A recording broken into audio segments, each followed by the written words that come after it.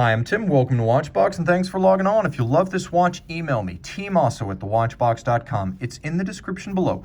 Your purchase and pricing email question line for buying this or any watch you see on any Watchbox platform. Reach out to me directly, tmosso@thewatchbox.com. In 1962, the Omega CK2998 flew on Mercury Atlas 8, a NASA mission with U.S. astronaut Wally Schirra. Fast forward to 2012, and Omega released a CK2998 tribute dubbed the first Omega in space. Fast forward to 2015, and Omega released a Sedna red gold version of that watch. This is that watch. 39.7 millimeters in Sedna red gold. You can see the timepiece measures 47 millimeters from lug to lug. It is 14.4 millimeters thick, and it has a 19 millimeter spacing between the lugs. Throw the watch on the wrist, and you can see my wrist is 16 centimeters in circumference. You get a sense of how it wears. It's not a terribly thin watch, though it will fit underneath a jacket cuff, if not every dress sleeve. It's narrow from lug to lug, which means you have plenty of clearance on each side. And let me pull my sleeve back so you get a better sense of the down the barrel. But there's really plenty of clearance on both sides. You could wear this watch on a wrist as small as 13.5 centimeters circumference. It's hefty though. In red gold with a substantial case and a solid case back, you can feel where the money went. The timepiece, in good taste, features an alligator leather strap, as an expensive timepiece should feature alligator rather than calfskin. It's a matte medium brown, large rectangular scale, bolstered a little bit to give it some volume. There's a contrasting stitch and then a folded edge.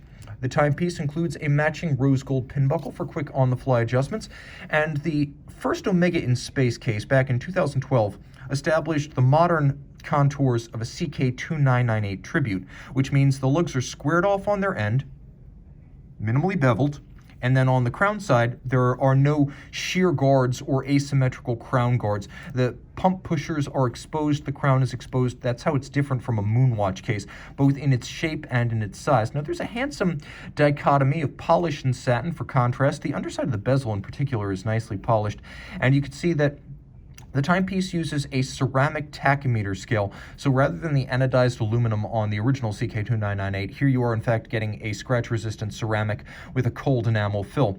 The crystal is sapphire, and the dial is lovely, featuring the alpha-style hands that would have been included on the original watch that flew with Schirra. Now, you can also see that it's got a bit of a modern-day sort of Omega Paul Newman thing going on with the dropped and heavily shaded minutes and seconds track outboard. You can also see that the individual registers for chronograph and constant seconds have a lovely almost tobacco tone to them. They are quite handsome, and you can see that the constant seconds uses alpha hands to match the time of minutes and hours at center, with baton hands used for the chronograph registers. Now, the indices are applique, unlike the printed features of the original, and there's an Omega logo applique, so this is an upscale look for a Moonwatch. Now, remember, this shape is pre-moon, but we're not going to get too technical here. Technically, Omega calls this a Moonwatch in the modern era. Now, it's a numbered, though not limited edition, and you can see on the reverse side the hippocampus, or the seahorse, reminding you that the Speedmaster back in 1957 was part of the Seamaster water-resistant watch family. First Omega in space, that it is. And right there is the launch date of Mercury Atlas 8. Inside the case, Omega caliber 1861, which is properly the Moonwatch caliber. So this timepiece has the look of a pre-moon, but the movement is very much a NASA piece. The 1861 is still flown by NASA today in more contemporary Moonwatches, and it has all the same technical specifications when used in this watch. The watch is 50 meters water resistant.